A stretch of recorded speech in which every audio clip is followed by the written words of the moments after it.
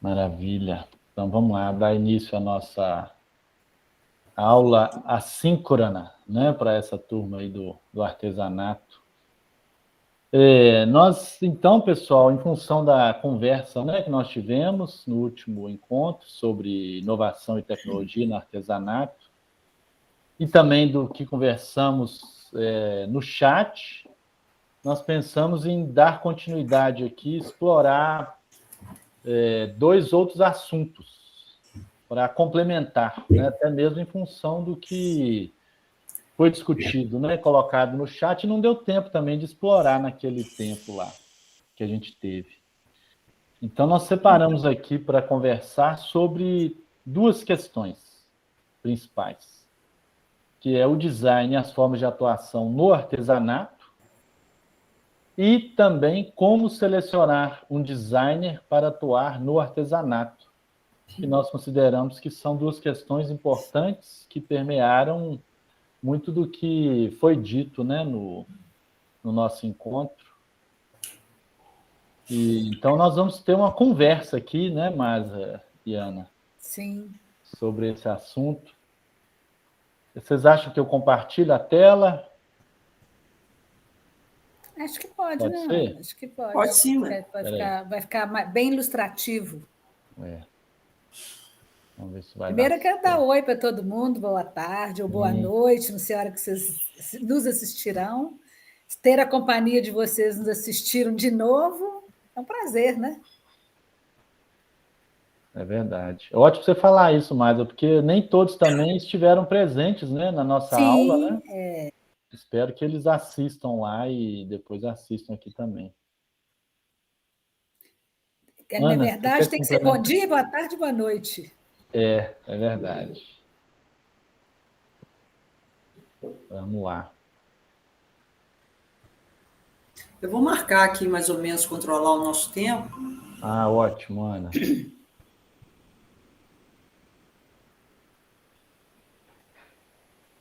Aliás, esse aqui tem 1 hora, né?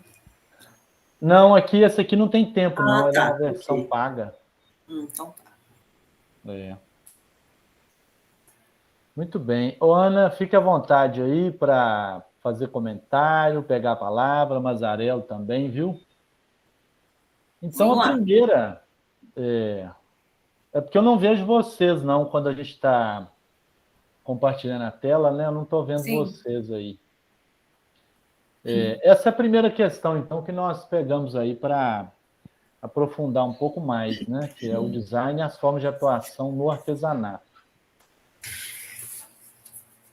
E aí a gente pode ter essa atuação aí de muitas maneiras, mas nós colocamos duas aqui, assim, de forma mais geral, né? Que ela pode ser uma ação que acontece frequentemente, que nós estamos chamando aqui de ações cíclicas, ou de ações pontuais específicas em alguns aspectos. É sobre isso que a gente vai falar um pouco aqui com vocês. Essas ações cíclicas que nós vamos mostrar aqui é uma metodologia utilizada pelo Sebrae Acre e também pelo Sebrae de Minas Gerais, de Minas, né, Mada? Isso. E ela contempla, assim, muito do que a gente considera bom para essa atuação do design no artesanato. Então, são vários módulos, né? O primeiro é o diagnóstico, é o mapeamento das necessidades. Depois, a capacitação, a primeira capacitação, que é em relação ao comportamental, técnicas artesanais, identidade cultural. Depois, a capacitação em design e tecnologia. Na sequência, gestão e comercialização. Depois vem o acompanhamento dessas atividades aí relacionadas à gestão e ao design. Depois vem todo um trabalho aí de inserção dos produtos no mercado, de feira. Eu esqueci como é que chama no Acre lá, projeto comprador, não é isso, Mada? Que eles usaram o nome, né? Projeto comprador. Isso. Depois avalia-se os resultados, faz o acompanhamento pós-venda e depois repete o ciclo todo novamente. Então, por isso que nós denominamos aí de ações cíclicas. Isso aí não é um padrão, é apenas um modelo, né? Um exemplo que nós consideramos que ele está bem completo e aborda aí vários aspectos importantes e interessantes em relação ao artesanato. É uma modelagem que funciona muito bem, né? Ela tem apresentado ao longo dos anos um bom resultado, porque começa lá no mapeamento, quando nós exploramos isso muito lá no dia daquela aula, né? A importância do mapeamento, a importância de levantamento ali do que está acontecendo, esse diagnóstico do artesanato local, né? Então, e nesse conjunto de ações aí cíclicas, é um exemplo que tem funcionado muito bem, tem dado bom resultado. Era isso que eu queria evidenciar. Ótimo, mas a outra maneira são ações pontuais, em algum aspecto que, porventura, há necessidade. Então, pode ser uma ação pontual, né, do design para o artesanato relacionada à técnica, à tecnologia, a modo de fazer. Pode ter relação com a inserção desses produtos no mercado. Pode ser relacionado ao desenvolvimento de produtos, à produção, à gestão do negócio, à identidade, qualificação ou ao processo criativo. Que permeia todos, né? Sim. E para cada artesão, artesã, para cada tipo de técnica, de produto, isso vai ser diferenciado, é uma ação que ela é específica para aquele caso, né? Exemplo do que nós mostramos na nossa aula lá, vários estudos de casos, né? Vários exemplos, cada um com a sua especificidade, né? Ana, Masa, querem complementar alguma coisa aí nessas ações pontuais? Eu quero dizer o seguinte, essas ações pontuais, elas existem, elas devem existir depois não, considerando que estamos trabalhando com artesão com produtos. Já tem produto. Então, nós vamos encontrar com ele para rever o processo de criação, ou o produto, ou o processo da produção. Então, são diversas ações pontuais aí que, seja um artesão individual ou seja um núcleo produtivo, a ação pontual é exatamente por isso. Existe o artesão e existe a produção. É para quem já passou para aquela modelagem anterior. Ou não, mas que tem produto. Isso é bom enfatizar, assim, porque a partir da técnica definida, né, dominada, é que é possível perpassar por todos esses pontos. Sim. Né? Se não tem técnica, não tem como. Se não tem artesão, não tem técnica, não tem como. Ótimo. Muito bem. Estou olhando aqui, ver se dá para a gente explorar mais alguma coisa aí. Assim, estou tentando pensar aqui com a cabeça dos gestores, né? Dos gestores. De exemplos, né? Por exemplo, isso que você falou, Ana, quando, né, assim, a partir do momento que o artesão tem a técnica e tem o produto, e já passou por essas ações anteriores que a gente mostrou aí, essa atuação do design pode acontecer em cada um desses aí, né? Mas eu queria linkar isso com alguns exemplos que nós demos. Não sei se vocês vão lembrar, né, dos exemplos, mas assim... A aula está disponível também depois. Isso, só para a gente relacionar uma coisa com a outra, né? Então, por exemplo, eu lembro lá que alguns exemplos daqueles que nós mostramos tinham relação com o processo criativo, outros com o desenvolvimento de produto, Outro com a gestão lembro da Serra do Cipó, que a questão da identidade, né, Ana, que vocês exploraram lá também. E é interessante aí, por exemplo, quando a gente fala identidade, né, pensa-se muito em o que tem ali, a iconografia local, e às vezes a identidade ela está na técnica, né?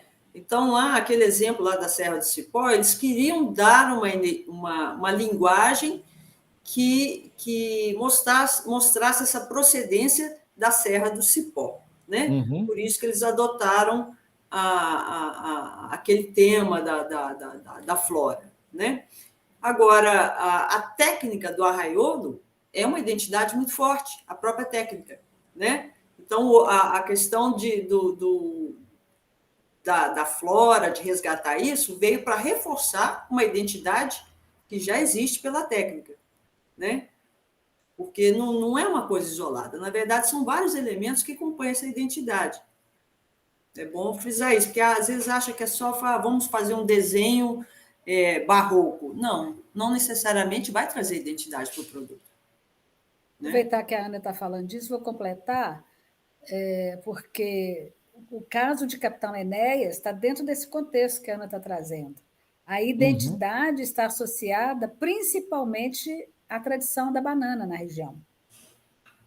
E aí foi agregado uma técnica que inicialmente era trançado para trabalhar a banana na região, e que dentro do processo do desenvolvimento, eu enquanto designer no projeto, eu lembro que eu citei que eu precisei de requalificar na técnica do trançado, e aí surgiu a banana como uma massa, e que a gente foi buscar um caminho mais de inserção, mais produtivo, mais fácil, um caminho diferente, mais inovador, e caímos. E a natureza nos inspirou, os marimbondos correram atrás da gente, nós estamos debaixo de tudo aquilo, né, que faz parte do sertão. Foi isso, ou seja, a identidade ali é a primeira matéria-prima. É só para ilustrar um pouco aí, em contraponto aí com o que a Ana está dizendo, né? Aí eu vou pegar carona, já que nós estamos aí nos exemplos, né? Isso. Aquele exemplo dos tampos de mesa em mosaico que eu mostrei, né? Aquilo, inclusive, foi um trabalho que aquele artesão ele é mais um amigo pessoal. Eu não fiz uma consultoria profissional, eu só acompanhei o desenvolvimento do trabalho dele, né? Mas ali a identidade daquele trabalho, na minha percepção, está na técnica que ele desenvolveu. Porque o mosaico em si não tem nada de incomum. No Nordeste tem muito trabalho de mosaico muito bonito. Eu já vi algumas coisas lá. Mas o nível de qualidade que ele alcançou é que é a identidade do trabalho dele. Né? E eu arriscaria dizer que, inclusive, não sei se o Glaucinei vai concordar comigo, já que estamos aí explorando todos esses pontos, né? Que o Paulo do Acre, a identidade, para mim, dele, principal são as marcas, a forma com que ele trabalha. Né? Sim. Só foi possível fazer toda aquela linha linda de produtos por causa da ação dele, da técnica dele em esculpir, como ele esculpia, como ele desenvolveu e aprimorou o processo para trazer uma identidade. Mas se não tivesse, não teria. Concordo totalmente. Né? É verdade. Então, o gestor público que está assistindo, de repente, pode falar, mas a ação do design, nós debatemos muito isso aquele dia, né? Como ver isso? Né? É cada caso um caso diferente. Cada caso um caso diferente. Mas existe algo em comum aí que nós estamos sempre buscando. Eu vou emendar de novo. Vai mesmo. Eu vou pegar o ponto de qualificação, que me ocorreu um exemplo aqui de um trabalho que eu fiz em Cipotânea, em Minas Gerais, né? E eu já contei para a Mazarela esse caso, acho que para o Glaucinei ainda não. E lá o trabalho foi um trabalho muito bacana, de uma configuração nova para os produtos, a partir de uma demanda específica que foi na época, né? Mas eu passei por uma situação lá de qualificação muito peculiar. A gente estava, as artesãs, trabalhando lá produtos, cada uma com ideia, desenvolvendo, fazendo seus protótipos, e teve uma lá que resolveu trabalhar chinelos, fazer chinelos com a palha de milho trançada.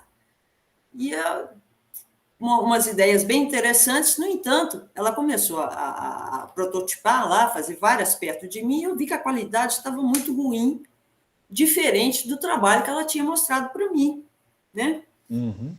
E, bom, o que aconteceu? Eu sentei, gente, foi uma coisa do acaso, assim, eu assentei do lado dela, a gente estava na pracinha de Cipotane, né? Ela sentou lá na pracinha para tecer, e eu assentei ao lado dela e fiquei conversando e acompanhando, e de repente passa uma colega dela com outro produto lá, né? Ela estava de óculos e tal, ela virou e falou assim, eu fulano, me empresta óculos. Aí ela pegou o óculos da colega, colocou, falou assim, nossa, tá mal acabado mesmo. Então, você vê que o problema de qualificação aí, na verdade, a gente identificou, não, foi assim, o problema tá fácil de resolver, é só você buscar seu óculos em casa. Então, esse tipo de detalhe, né, que é só um exemplo, mas exemplifica várias situações, por exemplo, eu já me deparei com artesãos fazendo pintura das peças, Uhum. à noite, tarde da noite, numa luz ruim. Ah, Aí sim. no outro dia tá. Então são esses detalhes da produção que o artesão também tem que começar a ficar atento, né? Isso é uma coisa, é uma ação super pontual de qualificação, É verdade. né? É.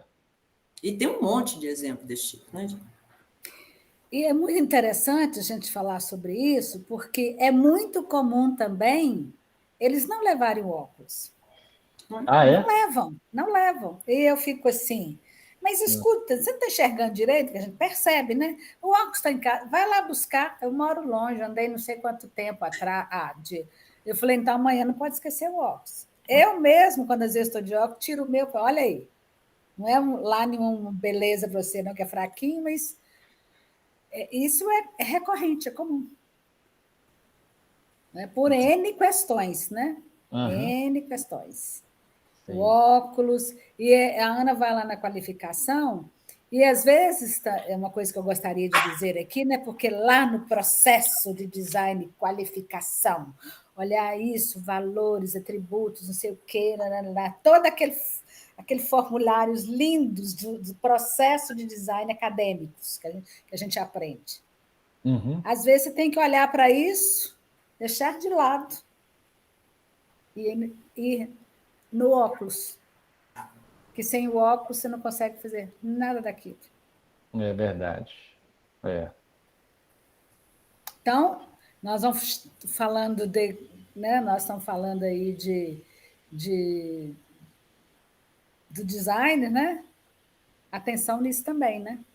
O que é que eu tenho que olhar aqui? O que é qualificação? Começar a olhar para o artesão. Deixa eu olhar. Então, com as ferramentas, uma das ferramentas é o óculos, principal. Né, Ana? Exatamente. A ferramenta adequada, gente, é que dá a qualidade no trabalho, né? Isso aí não tem como. É. Ferramentas não, equipamento, desculpa. Uhum. Muito bem. Pode passar, gente? Sim. Pode. Beleza. Bom, junto a isso vem as considerações sobre ações de design para o artesanato, né? Algumas considerações que nós consideramos importantes aqui. Esse aí nós até conversamos sobre ele na nossa aula, né? Que é respeitar o limite de interferência, né? Quando ele é ultrapassado, o artesão não reconhece o trabalho, o produto, como resultado do trabalho dele.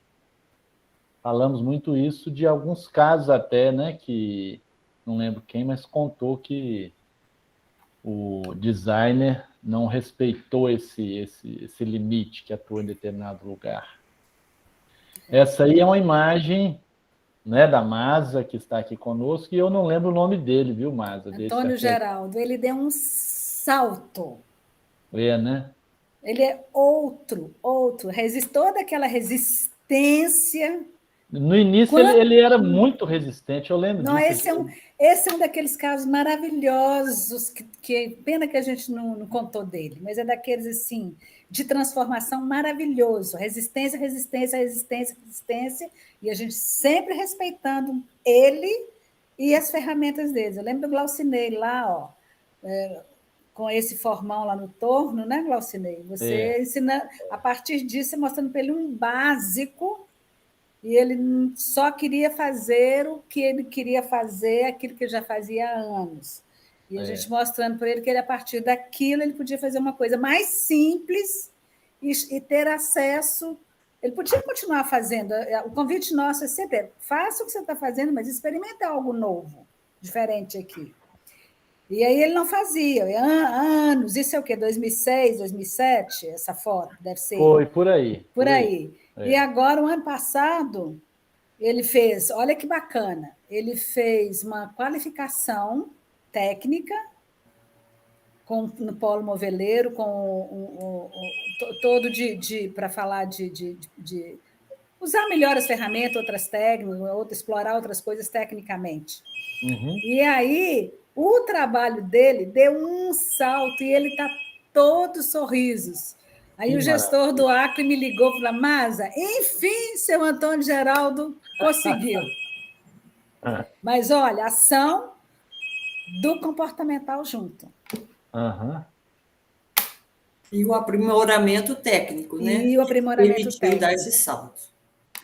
Mas eu estou dizendo do comportamental, porque o comportamental... É a prontidão para agir, né? Quebrou essa resistência dele, a prontidão para agir. E ele deu um salto, ele está dando um show. Isso. E aí, Masa, tem a ver também, você falando isso aí, eu acho que tem a ver com o momento, né? Esse respeitar o limite de interferência é isso, né? Assim, sim. Pelo menos enquanto estávamos lá, nós respeitamos para ele achar em que momento que ele realmente iria considerar essas coisas, né? Nós não dissemos em nenhum momento para ele, é isso. Não, mostramos caminhos, fomos explorando com ele, ele não quis. Ok.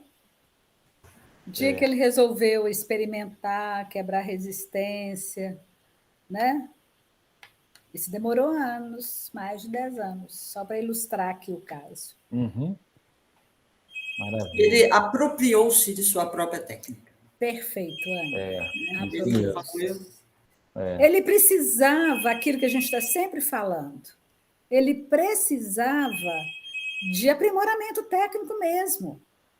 E ele não percebia. Né? Uhum. E o Sebrae trazendo, o Sebrae-AC trazendo, e nós mostrando e explorando. Mas ele estava muito resistente em aprimoramento técnico. E ele tem uma ferramenta maravilhosa na mão, que é um torno. Algo em extinção.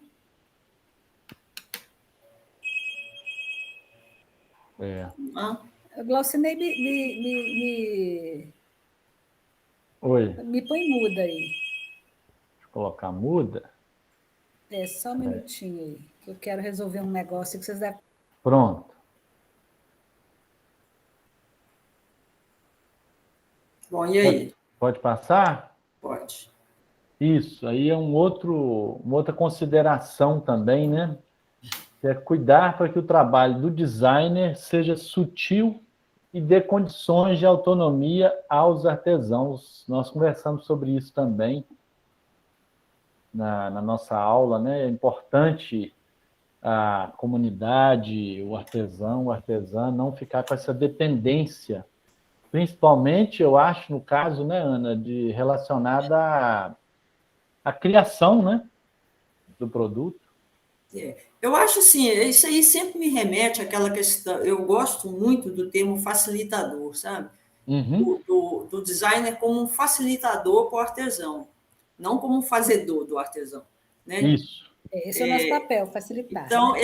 ele facilita para que o artesão perceba e então se aproprie, que é o que a gente estava falando do caso anterior aí. Né? Então, acho que essa sutileza aí que está colocada aí nesse slide é exatamente isso. Ele ser um facilitador. né? Facilitar o processo do artesão. Ele quase que desaparece no processo. Quem aparece é o artesão, se descobrindo ou se redescobrindo. É. E essa imagem aí tem tudo a ver com isso que você falou, viu, Ana? Essa imagem aí é da Dona Glória, lá de Cruzeiro do Sul, mas agora eu esqueci exatamente a localização dela. Cruzeiro, na região de Cruzeiro, né? Isso. Ela, assim, os produtos que ela fez na época, eu não lembro se ela levou isso para frente, mas assim, ela fez alguns produtos que eram típicos lá de uso cotidiano, só que ela desenvolveu eles em escala menor, né? O que a gente chama de maquete. Então ficou muito interessante assim. E se você olha e fala assim, não, aqui não tem trabalho de designer, grosso modo, né? Vendo assim, tem tudo a ver com isso que você falou aí. Que, na verdade, o nosso papel, às vezes, é só mexer na escala. Isso, que foi esse caso, né? Estou Muito com um bem. lindo aqui do meu lado, lembrei. Como é que é, Márcia? Estou com um lindo aqui do meu Ah, lado é? dela, desse tamanhozinho assim. Ah, depois se você puder, você mostra aí, Márcia, o povo ver. O caçoar? Caçoar. Eu lembro que ela fazia o caçoar, vassoura, umas cestas, todas lindas. Uma outra consideração, fazer com que o artesão perceba os valores que podem ser inseridos no produto que ele está desenvolvendo e criando. Isso aí é uma imagem lá do CROA, o Acre, lá em Cruzeiro do Sul, e eu lembro que elas tinham uma técnica lá, assim, elas estão fazendo, como é que chama esse processo aí? Fiação? Tá fiando. Elas estão com as fibras ali esqueci a matéria-prima, capim, Carrapicho, carrapicho. carrapicho, isso. Do carrapicho, que é, assim, uma coisa incrível, né? O tingimento natural que elas desenvolvem, criam e fazem, e esse processo aí, que mostra também aí uma tecnologia, né? Muito interessante da fiação aí do carrapicho, da fibra. E é com um motorzinho, se não me engano, de máquina de lavar. Opa! Aquele eixo da máquina. Sim, sim. Que elas aproveitaram, né, para colocar a manivela ali, né? As ferramentas, as ferramentas elaboradas pelos artesãos, elas são um retrato do processo criativo deles, né, gente? É Sim. verdade. Nós citamos aí vários casos, né? Uhum. Mais um, né, para ilustrar aí. Não, e é interessante porque é um processo criativo tão natural que o artesão faz na hora ali. Percebe a necessidade de determinado instrumento, ferramenta, equipamento, e já parte para a configuração daquilo. É um negócio tão fluido, né? É impressionante, assim, eu adoro essa parte. E aí eu vou aproveitar essa fala da Ana, né, da ferramenta, que nasce ali na hora, né, intuitivo, das várias vezes, principalmente nós dois, Glaucinei, tivemos esse primeiro contato assim, de achar que a ferramenta, a tecnologia no artesanato, no processo, é algo que vem de fora para dentro. Sim. E não é. É o inverso. É o inverso. Exatamente. É o inverso. Então, eu estou dizendo aqui uma fala para gestores, né?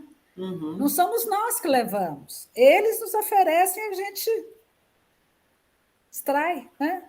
Eles vão mostrando ali para a gente e nós vamos aprimorando junto, resolvendo junto. Claro que de vez em quando a gente traz algo para facilitar, né?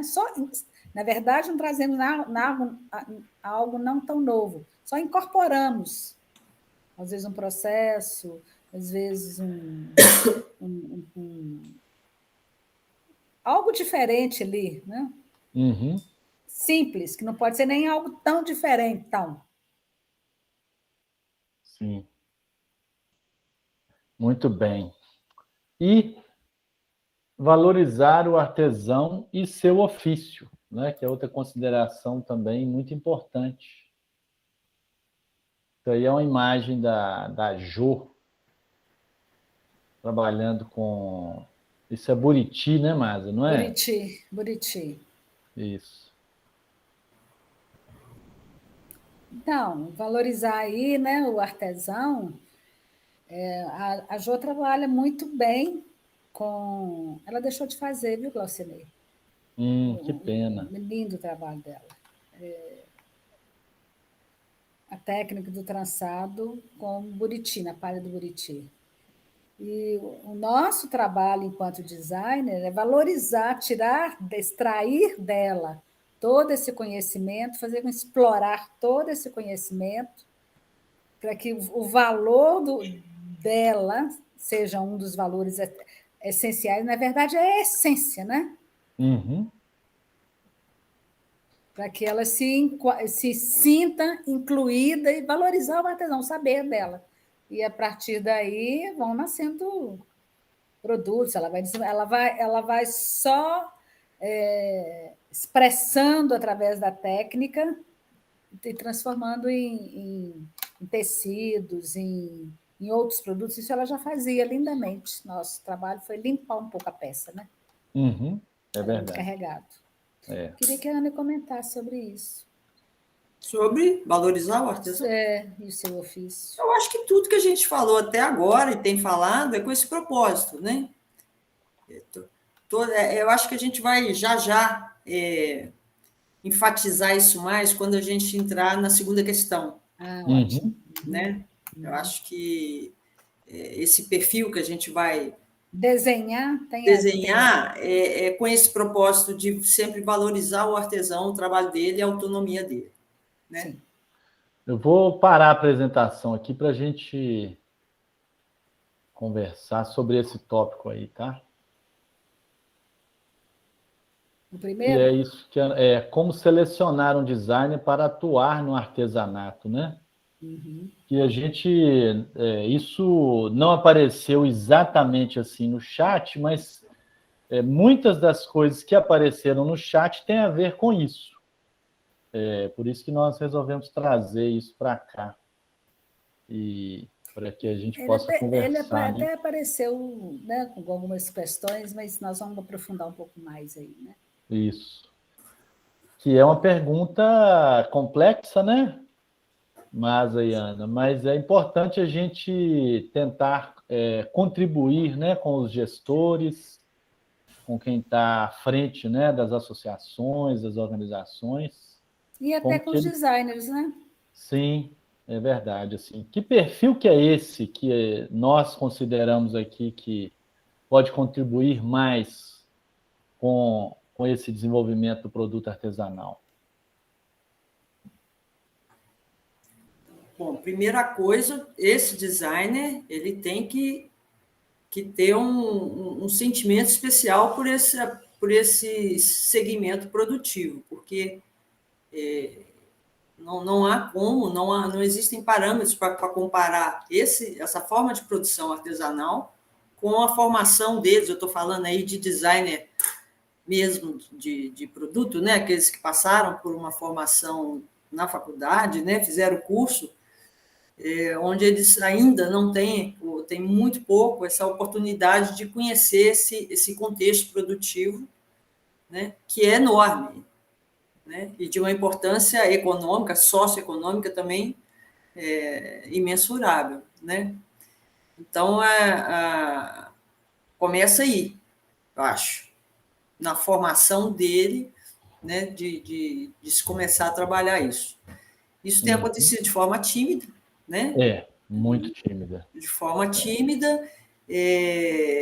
Eu, particularmente, já tive várias experiências por meio da universidade, de inserir alunos de design, e tive surpresas muito, muito gratificantes, assim, de todos os projetos, todos os alunos que eu vi, inclusive alunos que eram muito tecnológicos, de produção industrial, que tiveram a oportunidade de participar e tiveram uma desenvoltura brilhante. Então, assim, não há uma resistência, estou falando por parte daqueles que estão se preparando para atuar no mercado, né? Ainda alunos, né?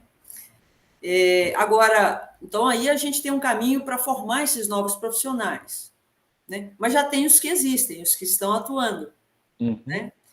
E aí já é diferente, né? Porque eles já vêm com uma formação, nem sempre da área de design, né?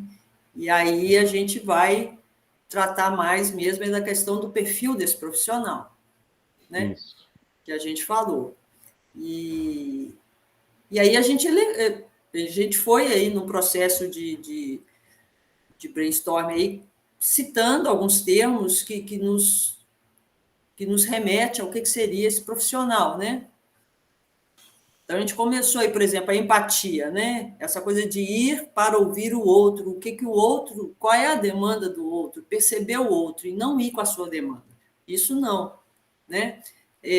A humildade, quer dizer, entender que quem tem o domínio tecnológico, né, Mazareno, são os artesãos. A gente não tem aquele domínio, a gente não é artesão, né? Então, ter essa humildade, a gente percebe, a gente tem uma formação e uma experiência que nos permite identificar o processo. Qualquer processo que eu vejo, eu falo como é que faz. Agora, manda eu fazer. Né? É outra história. Outra coisa. É outra coisa. Né? Então, ter essa humildade de reconhecer que o mestre na técnica, né, são os artesãos, não somos nós. Né? A sensibilidade de perceber, né, tantos fatores que influenciam, quer dizer, uma coisa igual a gente comentou do óculos, gente. Nossa, né? Você tem que estar atento para isso, né? Gente, o problema está, né? E às vezes o problema é um conflito. Então, ter essa sensibilidade de saber o que pode estar interferindo, né, numa produção ou num produto qualificado, ou na própria formação do artesão, que às vezes é um elemento externo, ou um elemento que ele não está enxergando, né? Então, a gente tem que estar assim, aberto. Né? Essa abertura nossa ela é muito importante. O respeito, né? Acima de tudo, respeitar, porque a identidade é do artesão, a técnica é do artesão, o produto é do artesão, né? Uma vida de dedicação que é do artesão. Ô, Ana, só voltar aí nessa sensibilidade, esse exemplo que você deu do óculos, e pode ter tantos outros, né? Que no campo a gente percebe assim, são tantas coisas que influenciam esse trabalho e essa relação, que um olhar desatento, esse trabalho poderia ser interrompido nesse momento.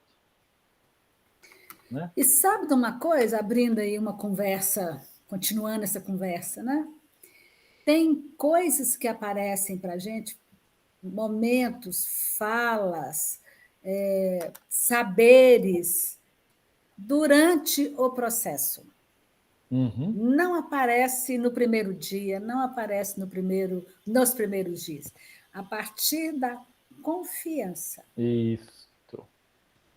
É aí que ele vai entregando.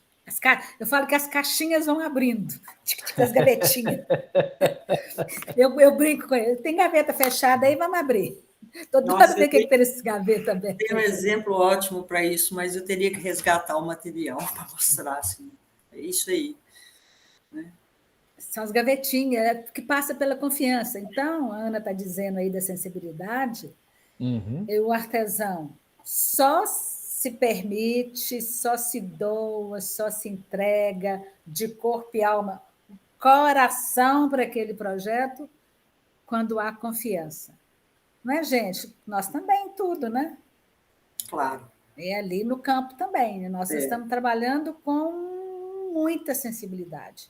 Eu digo que o design para ir a campo, ele não tem que ter só formação acadêmica. Isso, mas... Com certeza, a experiência é tudo aí. Formação de vida, né? Isso, humana. Humana. social. Ele tem que, social, ele tem que passar por aquelas, relacionar, né? Ele tem que relacionar com pessoas, ele não pode estar acima das pessoas, ele tem que respeitar e ser respeitado, né? Eu já tive que colocar limite em grupo, em uma artesã. Quando eu fiz isso, eu saí, eu tenho 1,5 m, né? O pessoal falou 1.500 milímetros, digo que quando eu fiz isso no final da aula, digamos assim, a turma toda foi para cima de mim. Graças a Deus, alguém falou grosso. Eu falei, eu não falei grosso, não. Eu falei, não, a forma de falar, alguém cresceu e chegou junto. Faltava limite. E nós, enquanto profissionais dentro de sala, temos, às vezes, temos que fazer isso e com muita sutileza. Isso. Temos Isso que aí. saber ouvir para poder saber falar. Conhecer, né?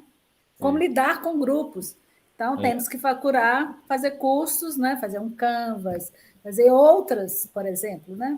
Conhecer de ferramenta de gestão, que nós vamos precisar. Mas, essencialmente, é aquilo que você falou, é uma experiência de vida. Uma experiência de vida. É verdade. Tem muita Como coisa somos reflete. Eu digo que o meu meio rural influenciou em muito minha atividade artesanal, porque eu sou do meio rural, né? Eu também. Vai ver que é isso, hein? Nós temos um pezinho na roça. Não, mas tem muito artesão urbano, né? Mas assim. Eu não tive essa experiência na roça, mas a minha atuação na marcenaria me ajudou muito nesse sentido. Que isso também é um ponto em comum entre nós, né? Nós três começamos na marcenaria. E você sabe que na marcenaria é que eu aprendi muito essa relação humana. Foi ali, na verdade, né, lidando, eu, única mulher na marcenaria, com 30 homens. Olha só. E eles. Uai, Ana, eles me eu com 10 respeitavam. homens. Eu com 10. Eu única com 10 homens. Né? Então, assim, havia uma relação de respeito muito grande. Tudo assim, fortal. Gente, quantas vezes chegava assim, ó, um dedinho caído assim, ó. Nossa. Eu era desenhista lá da marcenaria. Chegava, Ana, caiu, e ela emendava. Peraí. Nós duas temos Então, a mesma história. Isso é muito bom. Isso é que ensina a gente nessa relação humana. Né? Isso aí realmente. Continuando a nossa lista aí, ó, falamos também no respeito, né? Que a Masa também deu exemplo aí. Perfil exploratório, né? Que é outra coisa importantíssima, né? De ser observada, né? Em quem... É o tal da caixinha que vai abrindo, né? Isso, ter essa capacidade, né? De explorar as potencialidades. Aquele exemplo mesmo lá da Serra do Cipó, né? Quer dizer, poxa vida, como é que vocês fazem? A gente pega tudo na internet. Falei, como assim? Vocês estão no meio da Serra do Cipó, né? São vizinhos, né? Vamos lá explorar isso, né? Assim, então, para a gente vai com um olhar já, a gente já chega numa comunidade, a gente chega olhando tudo, né? A gente olha o que tem de matéria-prima em volta, a gente vai olhando o comportamento das pessoas, que hora que já não tem mais nada na cidade, a gente olha tudo, né? Eu queria dizer aqui, lembrei de uma coisa, o Glaucinei vai lembrar. Lá no Acre. Porque a gente está falando aqui desse perfil de profissional que nós não vamos fazer para eles. Isso. Né? Nós vamos sensibilizá-los e, a partir da proposta deles, a gente vai explorar junto com eles as possibilidades. Teve uma que chegou para nós, não sei se o Glaucinei vai lembrar, e falou assim, e aí, o que eu vou fazer esse ano? Lembro demais, velho. Eu olhei para ela e falei, uai, não sei. Não sei, eu sei que vai me falar, né? Ela ficou brava. Ela queria que a gente fizesse por ela, né? Para ela. Existem vários equívocos. Eu, várias vezes, já cheguei em cidades que, no final da primeira reunião, eles me perguntavam se eu ia comprar o material para levar para o Sebrae, para o Centrado. Não, gente, eu não vim comprar. Eu também não vim ensinar técnica artesanal, né? Então, há também essa impressão do designer como um resolvedor de problema imediato. Isso não é assim. Né? É uma construção. E às vezes achar que é mágico, né? É uma construção em parceria. Sim. Né? Isso. Outra coisa aí do perfil que nós colocamos, é desejável, né, que ele seja um facilitador. É aquilo que a gente estava falando, né, daquele perfil de que seu modo de atuar, né, seja sutil, né, que é o termo que vocês usaram lá naquela, né, essa sutileza de trabalhar junto, considerando todos esses pontos aí que a gente já destacou, né? E é muito interessante dizer disso, né? Porque estou aqui me lembrando de N casos. Que às vezes você está ali com o artesão, vou pegar uma trena aqui, que eu estou com minha trena em cima da minha, ali no produto, junto com ele, nem a gente sabe nesse momento. Quantas vezes eu não sabia o que fazer? Uhum. Né? Quantas vezes eu estou ali naquela fase ainda de explorar, de ouvir, de perceber, e de repente ele fala assim, abre aqui, ele fala, eu abri aqui porque eu fiz isso, né? Você olha e fala, ele fez tudo. Estou citando qualquer coisa, né? Você está ali pelejando para descobrir, ele não conta, não, isso aqui está muito resolvido, muito feio. Aí eu falo, não tem feio nem bonito, tem processo. Às vezes está ali e ele não te mostra. E você pelejando, eu falei, aí ele vem te dar umas pérolas dessas, você fala, ai, graças a Deus que tem. É maravilhoso. Eu só digo para você, é maravilhoso. É verdade. E para finalizar aí, gente, do perfil, né, foi mais itens, né? Formação técnica e acadêmica, né? Que são Quais, coisas né? importantes também a serem observadas, né? Que a gente já comentou, né, assim, esses pontos. Isso. Quer dizer, além da formação acadêmica, né, de ter se formado em design, em alguns casos arquitetura, quais outras formações ou formação técnica ele ou ela tem, né, que o credenciam para atuar no artesanato? É importante também observar isso, né? Experiência ou algum outro tipo de treinamento, capacitação que ele possa ter passado. É muita coisa, né, que nós falamos aí, mas esperamos que seja útil, né, para os participantes do curso aí, que possa colaborar, né, de alguma maneira com os participantes aí do nosso curso. Ana e Glaucenei querem comentar sobre isso? Eu gostaria de comentar depois de vocês dois. Não, assim, Podemos falar. já pensar em finalizar, mas fica à vontade. Nós estamos finalizando? Nosso tempo aqui já está dando. Final? Então, eu acho, eu não acho, eu penso, eu acredito, mais do que achar, né? Eu penso e eu acredito que essa história, quando você é um profissional do design de produto, você tem um ferramental acadêmico que te dá um balizador e um estruturamento profissional, né, com conhecimento, uma bagagem, para que você permeie por esse processo com mais facilidade. Claro que eu sei que isso varia de profissionais para profissionais. Aí eu acredito muito nos designers, e tem muito arquiteto que faz isso lindamente. Alguns casos particulares a gente tem para contar, né, Glaucinei? Uhum. Não estou excluindo ninguém, estou dizendo desse perfil que eu acredito que sejam os ideais. Sim. Né?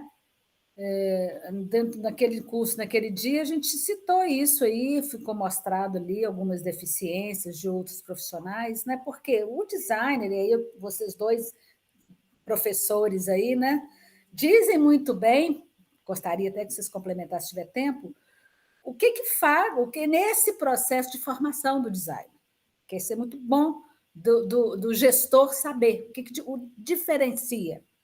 Mas, além desse profissional de formação de designer, né, é importante que ele vá, o Glaucinei perguntou, vá procurar complementar esse mapa de conhecimento aqui, além da história de vida, prestar atenção, de saber ouvir, fazer outros cursos, né, de gestão, né? Outros cursos de comportamento para entender de pessoas, para lidar no campo, lidar com a pessoa, gerenciar conflitos. São cursos, não são cursos de especialização, nada disso.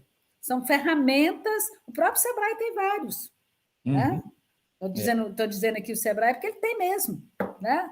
E outros complementares. Eu já fiz vários, para poder, até de gestão, para poder. Eu preciso melhorar isso aqui, eu estou precisando de aprender isso. Mas tem uma bagagem mínima que é essencial. Eu falo que é a mala, né? A nossa mala de design. E aí, vocês dois dizendo aí dessa diferença aí da formação, da estrutura acadêmica, é muito legal, acho que vai contribuir com os gestores. Sim, sim. O designer, a formação dele, ele lida com aprendizado de métodos e ferramentas para o desenvolvimento de produtos, de objetos, no caso aí uma formação mais ampla de design, né, de configurar coisas. Então ele lida com isso, ele aprende isso, né, na escola, de modo que fica mais fácil ele adaptar isso para um contexto do artesanato.